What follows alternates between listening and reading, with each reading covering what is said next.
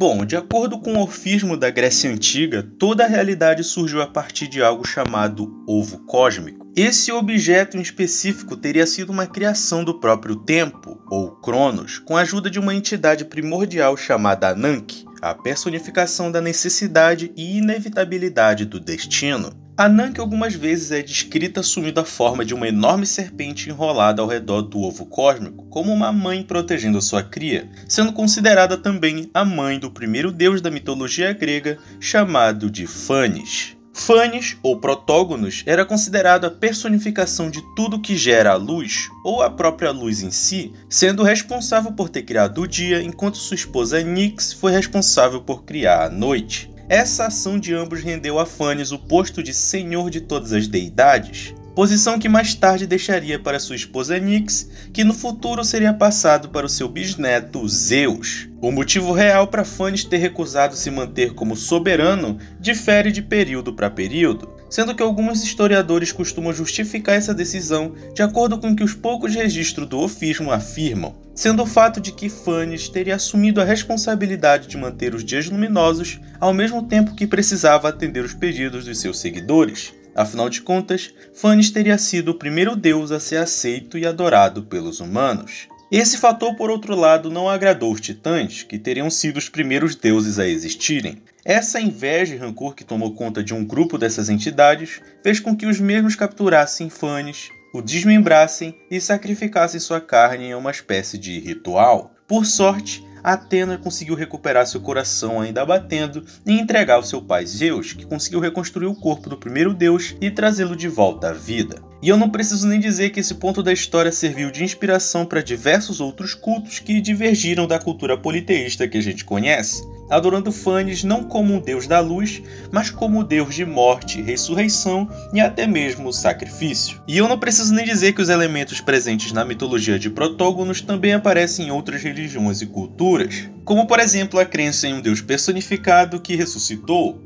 ou o fato de que Phanes era chamado de Lúcifer nos meios romanos que seguiam seu culto de ressurreição. Mas ok, eu não quero entrar no lado polêmico do assunto, mas sim focar no ponto principal disso tudo, que é o ovo cósmico. Esse elemento em específico da mitologia grega é bem interessante, porque apesar de ser algo até básico, a noção de que toda a criação se deu início a um ovo primordial é algo que esteve presente em basicamente toda a cosmologia cultural do mundo. Na mitologia chinesa, o universo foi criado a partir de um enorme ovo que, ao rachar, deu vida a Pango, a entidade responsável por separar o caos em duas energias positivas, o Yin e Yang. Nas crenças egípcias antigas, o deus Sol Ra teria nascido de um ovo que emergiu das águas primordiais, o local de onde todas as almas da criação teriam surgido. Na mitologia africana antiga, mais especificamente a Dogon, possuía um mito onde um ovo do tamanho do mundo teria se separado em dois, e o seu interior deu o poder do nascimento ao deus criador Ama. Esse conceito mitológico basicamente se trata de um simbolismo filosófico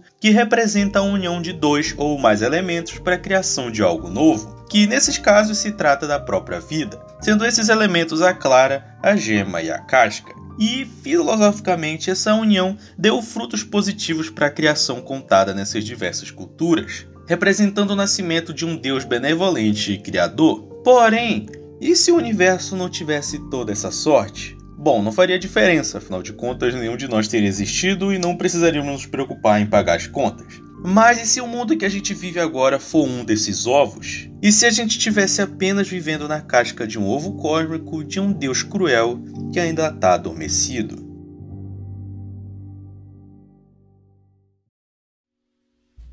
Antes de qualquer coisa, como a gente já fez antes, é uma boa ideia dar um passinho para trás e observar um dos episódios que eu decidi pular lá naquele primeiro vídeo onde a gente começou a falar da série. E esse episódio é Air Force One Angel. Esse aqui foi um dos episódios mais misteriosos do canal por muito tempo, até porque ele nos apresenta pouquíssima informação relevante com relação ao contexto geral das árvores especiais e os seus poderes dimensionais. Porém, eu decidi não falar dele naquele momento, porque senão eu teria passado muita vergonha por tentar dar sentido a algo que não se encaixava naquele contexto. Seria como tentar pegar uma peça de um quebra-cabeça e achar que seria o suficiente para compor uma imagem inteira. Essa comparação ficou meio estranha, mas eu acho que vocês entenderam o que eu quero dizer.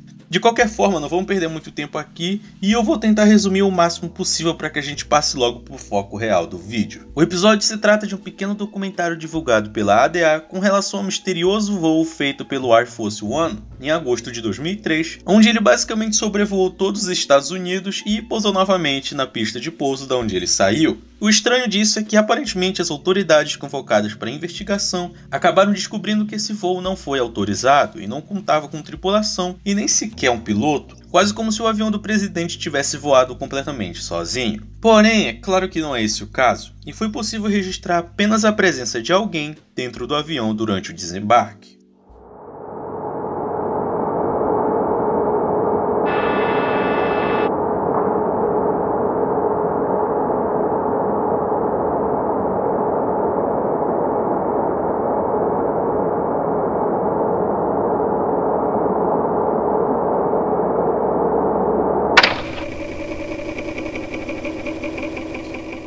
Essa figura apelidada de Força Aérea Um Anjo não foi identificada. No entanto, talvez a gente tenha sim recebido uma leve explicaçãozinha do que essa figura se trata e o que ela queria, e ela está presente no próximo episódio de hoje. No começo do vídeo a gente pode ver uma mensagem do próprio Dr. Disturbing, onde ele diz que o seu pai morreu alguns meses atrás, e que mesmo assim iria terminar o seu trabalho como uma forma de homenagem. E é importante notar logo de cara que a introdução desse episódio em específico do programa é muito diferente do que a gente viu em Giza Guardian e Swiss Carnal Crab. Mas o motivo disso eu vou explicar melhor em um outro momento, porque logo a gente é apresentado algumas gravações em áudios do próprio John Davison Rockefeller da dimensão das árvores especiais. No primeiro vídeo, o Sr. Rockefeller conta a experiência que teve ao ver o primeiro dirigível alemão pousado no hangar. E, de acordo com ele, observar aquela monstruosidade da tecnologia aeronáutica revelou um sentimento que ele não sentia desde a sua infância. Uma mistura de repulsa e satisfação como consequência de uma pegadinha cruel em um amigo.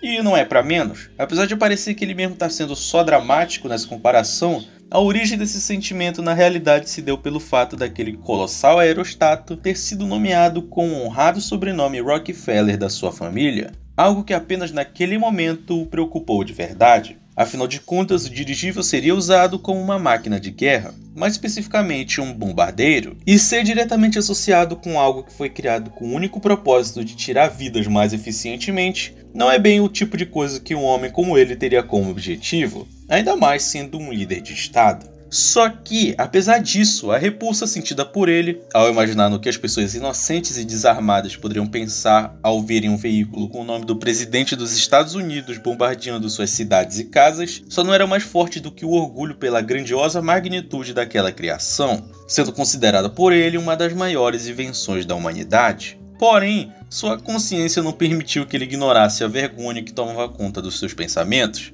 e sem muita demora o presidente logo pediu para que os fabricantes alemães retirassem o seu nome do aerostato e de suas futuras versões, em uma tentativa de se desassociar de um possível escândalo futuro. Os alemães até que aceitaram o pedido sem problemas, porém mesmo assim não pararam de apelidar aqueles dirigíveis de Rockefellers. O que só aumentou sua paranoia de que em algum momento o povo americano iria acabar descobrindo sobre os seus negócios secretos na Alemanha. Com isso, a primeira gravação se encerra e, seguindo os moldes da série, a gente tem uma breve apresentação quanto ao projeto do dito Luftwaffe Rockefeller 70. E, obviamente, ele é bem mais do que um simples balãozão. Dá só uma olhadinha.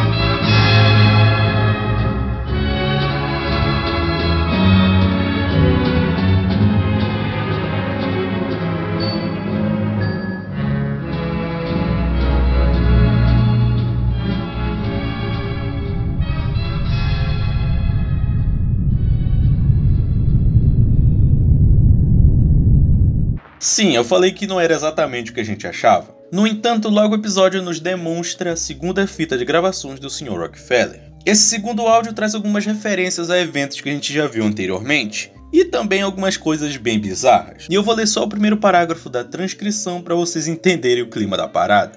Abre aspas. Sempre foi a minha intenção revigorar a economia americana. Assim que eu fui informado da situação do Grand Canyon, a superpopulação de Crowns, percebi que também estava ouvindo o início de uma solução para o eminente colapso econômico, e essa solução é a escravidão.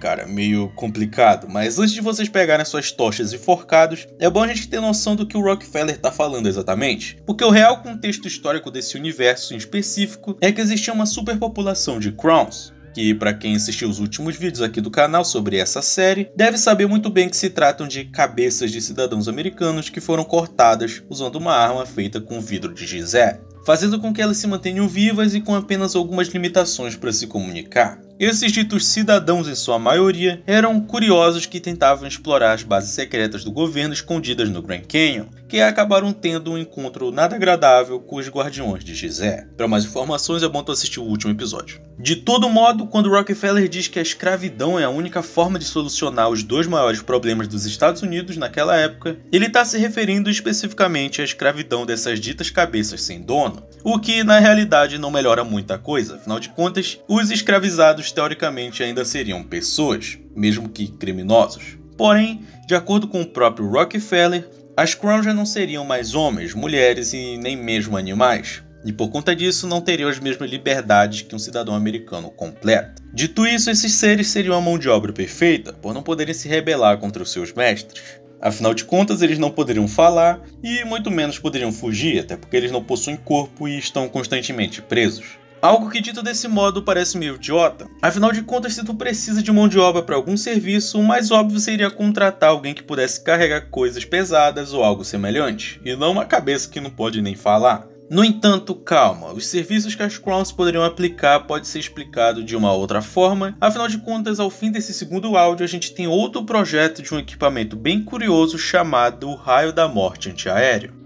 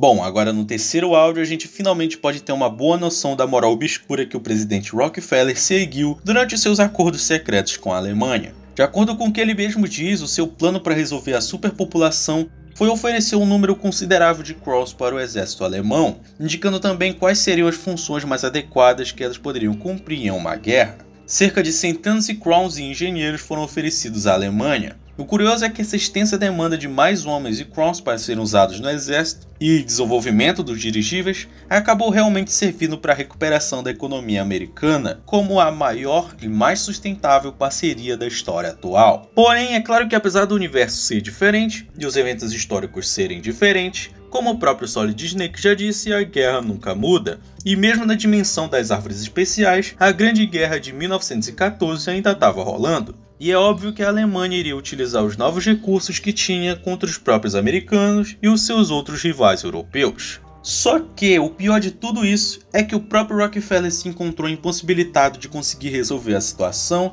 antes das coisas piorarem. Afinal de contas, o seu mandato acabou se encerrando durante os conflitos. E é nesse ponto da história americana que a gente tem uma das primeiras demonstrações dos esforços governamentais em esconder as péssimas decisões que os seus líderes de Estado tomam, tanto que durante a administração do presidente eleito logo em seguida, se tinha a obrigação de destruir os ditos dirigíveis Rockefeller. algo que parecia ser praticamente impossível. No entanto, mesmo possuindo todas as provas dos acordos feitos com a Alemanha e todo o apoio que o país ofereceu durante a sua parceria, o governo nunca expôs uma prova sequer desses fatos. Porém, mesmo assim, o medo e a paranoia nunca saiu da mente do ex-presidente. Mesmo após o fim da guerra, o pobre Rockefeller podia imaginar que em algum momento essas provas iriam vir a público, e ele se tornaria uma grande piada no país, passando a imaginar a forma com que ele poderia ser assassinado a qualquer momento no seu caminho até o seu centro em Nova York. Porém, por sorte, isso nunca aconteceu. O presidente sucessor chamado de Hughes conseguiu de fato exterminar todos os dirigíveis a tempo,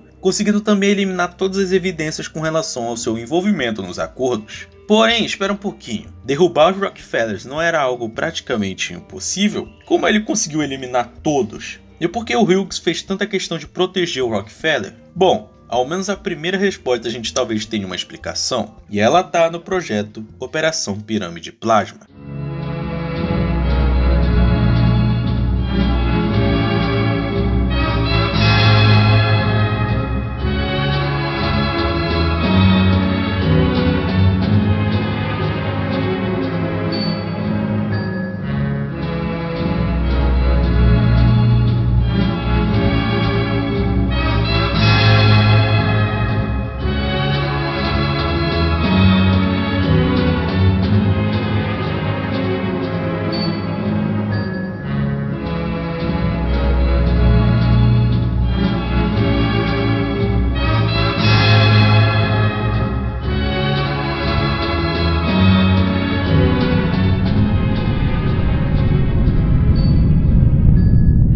Durante a sua última gravação de áudio antes da sua morte em circunstâncias misteriosas, o ex-presidente revela que durante aquele período, tudo o que ele havia tentado esconder finalmente teria ficado público, e naquele momento as pessoas que antes o idolatravam ou apenas admiravam suas ações públicas, agora o queriam executado. De acordo com ele, era melhor que a população odiasse por ter feito acordos com a Alemanha do que por terem descoberto que dentro dos dirigíveis que caíam pegando fogo, haviam mais passageiros do que apenas alemães. Por fim, ele revela que já era perseguido nas ruas. Várias pessoas se reuniam na frente do centro na tentativa de atacá-lo ou apenas expressar sua revolta. De toda forma, seu possível assassinato já não era apenas uma paranoia, mas sim algo inevitável. Por último, ele comenta se sentir honrado por ter sido eleito para representar o seu país como líder do Estado, mas também lamenta por desejar ter sido apenas um magnata do petróleo que a pequena Virgínia acreditava que ele era. No fim, ele pede apenas desculpas. E é basicamente com esse clima depressivo que as fitas de áudio do Rockefeller se encerram. Mas é claro que não sem deixar de demonstrar o que parece ser um capítulo diferente daquele mesmo projeto que foi apresentado anteriormente, sendo esse chamado de efeitos da operação.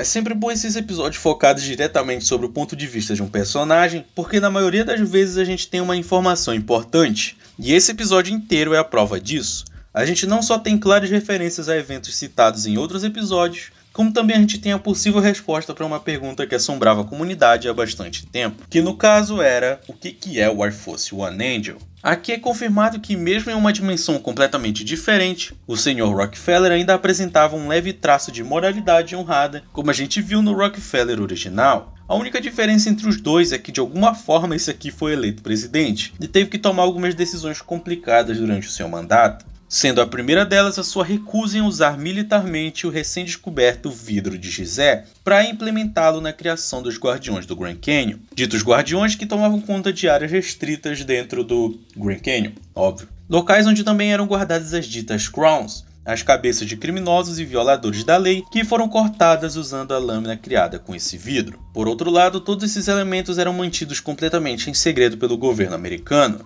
Porém, o crescimento constante da população de Crowns tornava a organização de toda essa infraestrutura algo muito caro e extremamente trabalhoso. E tudo bem, nesse ponto a gente não tem muita noção sobre o contexto histórico dos Estados Unidos em específico, mas por outro lado é possível se ter em mente que naquele período estava acontecendo um evento histórico bem famosinho chamado de Grande Guerra, ou Primeira Guerra Mundial. E aqui vai uma breve explicaçãozinha com relação aos fatores que causaram todo o conflito e o porquê do presidente Rockefeller querer se esforçar tanto para esconder o seu relacionamento de negócios com a Alemanha. A Grande Guerra basicamente aconteceu por conta de diversas tensões que já estavam acontecendo entre os países europeus durante bastante tempo. E foi basicamente por saber que a qualquer momento essas tretinhas iriam se tornar um grande problema que esses diversos países começaram a se armar, dando início à chamada corrida armamentista. E agora tu só precisa usar a imaginação um pouquinho. A gente tem 8 potências provocando uma a outra enquanto elas estão atoladas de armas. É impossível imaginar um resultado que não fosse algum conflito armado,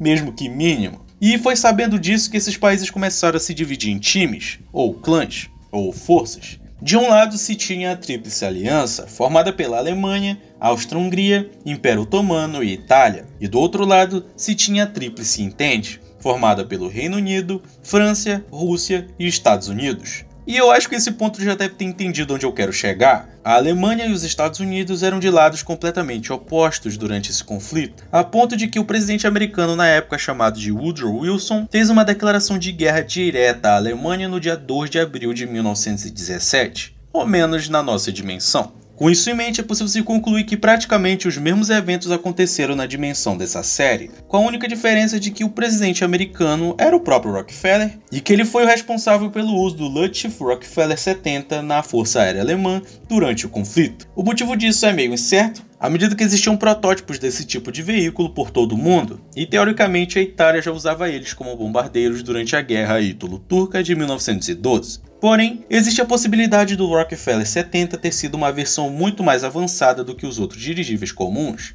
Não é à toa que dentro dele tem uma coisa estranha. E o próprio Rockefeller afirma que seria tecnicamente impossível derrubá-lo, já que a parceria com a Alemanha havia permitido a criação dos maiores veículos militares da história. E isso foi basicamente um tiro no pé. E em 1918, a Alemanha teria demonstrado sua superioridade aérea ao bombardear diversas frentes europeias e americanas. E é nesse ponto da história que a gente chega, no momento em que talvez alguma das perguntas que surgiram lá no início do nosso vídeo possam encontrar alguma resposta. Afinal de contas, como fica claro nesses áudios, o Rockefeller pareceu não pestanejar em considerar a escravidão de Crowns para uso militar dentro dos ditos dirigíveis, e a Alemanha havia comprado centenas delas. E é óbvio que os Estados Unidos, sendo o único produtor mundial de Crowns, poderia encontrar uma forma de utilizar os seus recursos para criar algo que pudesse conter a ameaça alemã, e com isso foi criado o projeto Pyramid Plasma. E de novo, para que isso aqui seja explicado, eu vou ter que voltar um pouquinho, porque para a gente entender a dita pirâmide de plasma, é importante lembrar que as pirâmides de Gizé desse universo foram feitas com o único propósito de impedir o crescimento das primeiras árvores especiais que surgiram na Terra. E por conta disso, aquela região é basicamente um santuário de tempestades de raios anormais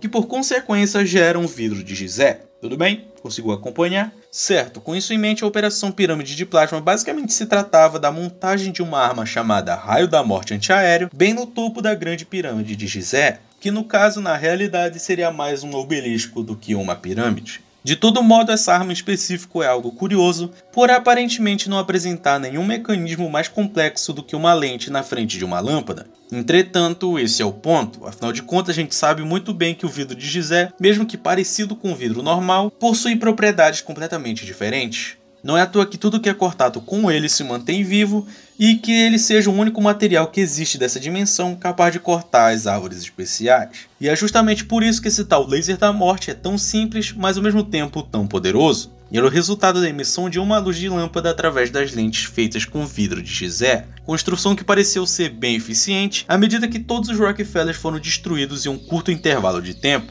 quase deixando o ex-presidente Rockefeller se livrar da sua paranoia sem nenhuma consequência. Porém, nem tudo deu certo. Como a gente vê em consequências da operação, dá para observar que na montagem feita no topo da pirâmide / obelisco, haviam mais 17 jovens soldados apontados e prontos para realizar a operação. Rapazes que não faziam ideia de que ao operarem aquele raio da morte pela primeira vez, eles nunca mais seriam os mesmos. Seus corpos seriam completamente desintegrados, permanecendo apenas massas de partículas e energias perdidas na realidade. Mas isso não durou muito tempo. O treinamento feito após o alistamento do exército já havia os ensinado a não agirem separados, mas sim juntos como uma equipe. Talvez essas instruções ficaram marcadas tão profundamente nas memórias desses jovens, e dessa forma se reuniram um aglomerado de dados genéticos energizados com a radiação do vidro dimensional, assumindo a forma de um único indivíduo. Porém, esse renascimento não permitia que esses soldados possuíssem uma nova vida. Na realidade, a única coisa que eles conseguiram com isso foi um novo propósito. O propósito de fazer o homem responsável por tudo aquilo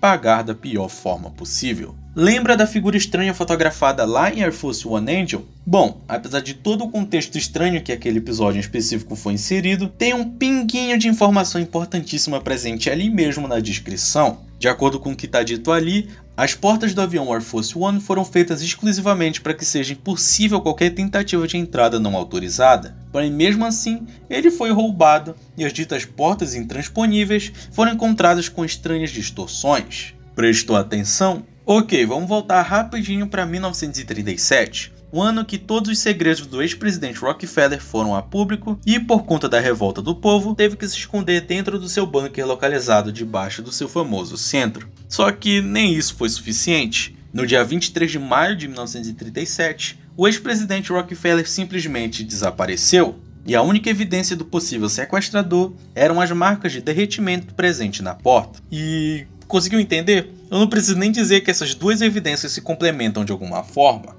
E o Anjo de 2003 não é mais ninguém do que o amálgama daqueles soldados em busca de vingança. Ok, ao menos outra pergunta foi respondida. Porém, com Rockefeller fora do mapa lá em 37, qual motivação o Anjo teria para roubar o avião presidencial e largar pacotes em cima dos monumentos do território americano? Então, para que a gente consiga ter ao menos uma explicação razoável para essas perguntas, a gente vai precisar ir direto para 2003, mais especificamente no dia do roubo do Força Aérea 1.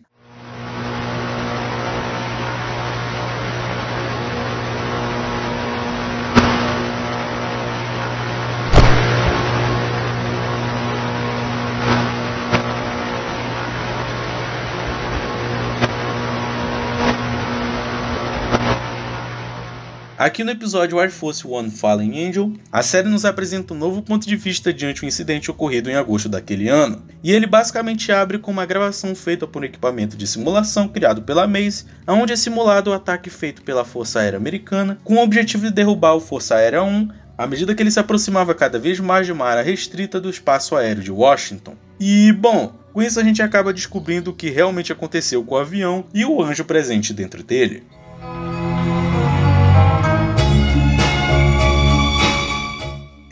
Kabum.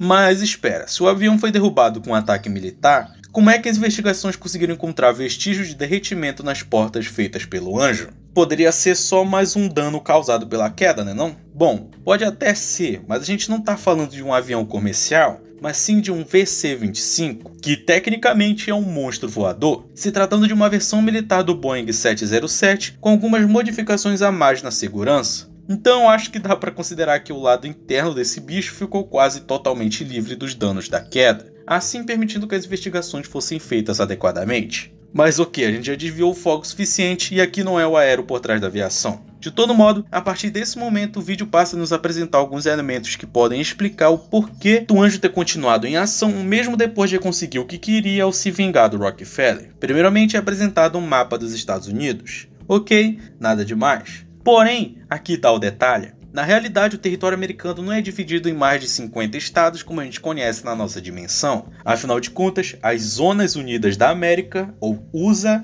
é dividida em apenas 3 regiões: a Zona de Alcatraz, a Zona Rushmore e a Zona Washington. E agora as diferenças entre as dimensões estão ficando cada vez mais claras. E calma, porque as coisas ficam ainda mais malucas que isso. Obviamente, cada uma dessas regiões ou zonas é nomeadas com referências aos seus respectivos monumentos: a Ilha de Alcatraz, o Monte Rushmore e o Obelisco de Washington. E caso tu não se lembre do primeiro episódio, esses 3 camaradas aí são os principais TFMDs americanos que foram propositalmente escondidos pelo governo durante anos. E para mais detalhes, assiste os outros episódios. Eu tô avisando, pra te não ficar perdido, é melhor tu assistir os outros episódios. Tudo bem que tá meio tarde, mas mesmo assim. Aparentemente, cada região possui sua própria capital, sendo respectivamente Awast, Parraçapa e Nakochan, que eu acho que é assim que se pronuncia. Esses 3 nomes na realidade se tratam de palavras usadas por nativo-americanos antes da dominação europeia. E esse detalhe vai ser bem importante no futuro. Porém, nesse momento eu quero tua atenção brevemente para o que está bem na nossa cara. E com isso eu me refiro ao próprio mapa das 3 zonas em comparação com o trajeto feito pelo anjo durante o roubo do avião. É óbvio que no próprio episódio focado nesse evento, várias fotos desses ditos monumentos são registradas. No entanto, o fato do anjo ter agido ativamente contra as ações do governo americano de forma tão direta só me leva a acreditar que ele compactua com as ideias de um certo grupo que a gente viu anteriormente. O mesmo grupo aparentemente disposto a morrer e a cometer atentados contra o governo mais poderoso do mundo. E sim, eu tô falando da ADA. Mas que ideal é esse exatamente?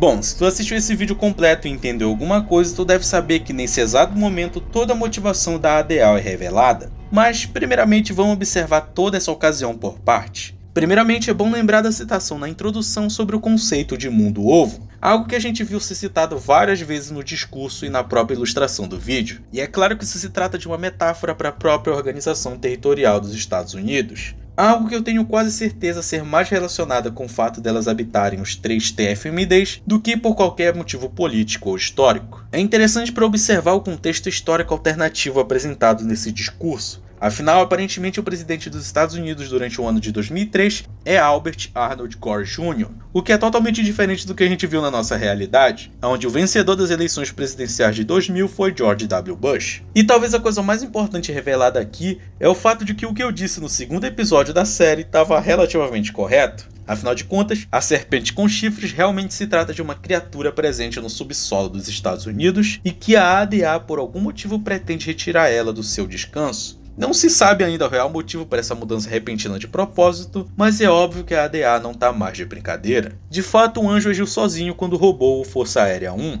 porém foi só apenas após a sua derrubada que essas duas forças anti-governo se reuniram pela primeira vez, e a ADA encontrou a oportunidade perfeita para realizar o maior ato de todos, ao usar o Anjo como uma arma viva capaz de forçadamente dividir a crosta terrestre que compõe o continente americano em diversos fragmentos. Algo que eles aparentemente já haviam tentado em 1980, que para quem não se lembra foi o mesmo ano em que a empresa Maisel foi atacada e parcialmente destruída. Porém, apesar dos danos e do impacto histórico do evento, as fronteiras foram recuperadas em menos de 10 anos. Só que dessa vez, tendo uma arma tão poderosa do seu lado, nem o equipamento mais avançado criado pela Maisel ou manobra maluca inventada pelo governo poderia impedir que o maior desastre do século XXI ocorresse. E dessa forma, a unificação de 2003 aconteceu, modificando as fronteiras de forma tão irreparável que não poderiam ser consertadas em menos de um século. A história ao redor do Angel, ou Fallen Angel, é bem trágica por si só. É uma história sobre propósito, ou melhor, propósito perdido. A gente começa com um homem bom e caridoso cujo único propósito era ajudar os outros, ou ao menos tentar.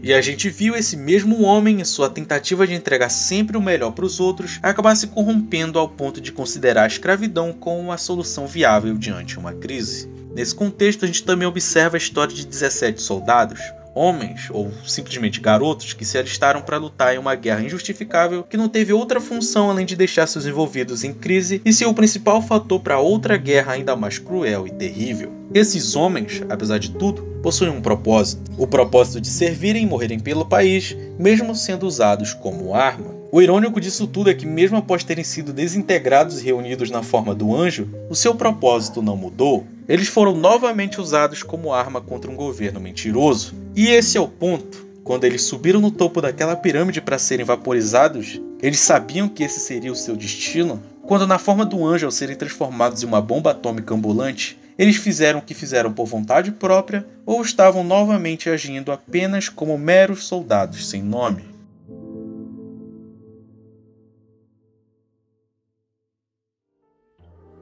Bom, parece que finalmente os vídeos estão saindo na sequência que eu havia prometido anteriormente. Pela primeira vez eu estou seguindo o calendário que eu mesmo criei, o que é uma novidade. E bom, assim como eu já tinha dito no Twitter, eu acho, ou na própria postagem da aba comunidade, eu tô simplesmente adorando essa segunda temporada. Eu admito que no começo dela eu meio que, né? Será que... Mas agora, vendo como a história tá se desenrolando e como as coisas estão se conectando, eu realmente tô achando ela genial, cara. É por isso que eu falo, Monument Mythos não tem comparação. Apesar de ser um analogue horror e terrell, Monument Mythos é algo único. É algo muito detalhado, tem muita informação, muita coisa importante e principalmente é muito maluco. O Alex Kansas não tem vergonha nenhuma de tornar a série dele a coisa mais maluca do mundo e eu simplesmente tô adorando. Agora, outra coisa que eu queria acrescentar é que assim que os episódios de Monument Mythos acabarem, esse que a gente tá fazendo, eu pretendo fazer um Redux, o que provavelmente vai ser longo pra cacete. E um Redux que eu digo é como aquele vídeo que a gente fez de Walten Files, onde a gente reuniu tudo que tinha da série até o momento em uma linha do tempo de forma organizada e bonitinha. Até porque eu vejo que tem muita gente nova que acaba chegando nesses episódios mais recentes e não entende nada que tá acontecendo, não sei porquê, não é muito difícil ir no canal e procurar o primeiro episódio, não sei porque é tão difícil assim, mas de qualquer forma, aqui fazer um vídeo Redux desse jeito vai facilitar para quando vir outra temporada, o que eu acho que não vai acontecer, porque esse Corner Folks aí faz parte do mesmo universo, né? Um negócio assim, sei lá. Eu acho que sim. Eu ouvi falar nisso em algum lugar, mas eu não sei se é verdade. De qualquer forma, eu pretendo fazer esse Redux, o que vai ser meio longo, mas vai ser legal revisitar a série observando todos esses detalhes novos que estão chegando. Bom, antes da gente acabar, eu queria agradecer profundamente aos membros de platina do canal, que no caso é o Chad Scarlett, o JR Godoy, o Grande Valmir e a Simulacron 336, ou 336. Eu sei que ela falou pra eu só falar Simulacron, mas eu gosto de falar número, então eu vou falar número. É claro que nesse agradecimento eu também estou incluindo todos os membros do canal, muito obrigado mesmo. E eu peço desculpas pelo vídeo da semana passada não ter saído com antecedência, até porque ele era um vídeo extra, no caso do vídeo do Kirby. Eu acabei fazendo ele na improvisação, porque eu estava muito afim de falar desse vídeo e eu não queria esperar até o fim do calendário que eu tinha feito. Então eu fiz ele meio do nada e não teve como preparar ele com antecedência. Não deu nem para fazer um trailer dele, então é basicamente isso. Antes da gente acabar, eu queria agradecer ao Soura por ter editado esse vídeo maravilhosamente. Queria agradecer também ao Raiken por ter revisado esse roteiro. Muito obrigado por ter feito eu parar de escrever que ele é um macaco teclando com a cara. Muito obrigado mesmo. E por último, eu queria agradecer também a quem assiste até o final comigo aqui falando sem parar. Eu sei que eu falo muito e muitas vezes as coisas que eu digo não têm relevância nenhuma, mas muito obrigado por ter assistido tudo até aqui. Muito obrigado mesmo. Eu sou o Thales do Polvo Atômico e a gente se vê na semana que vem.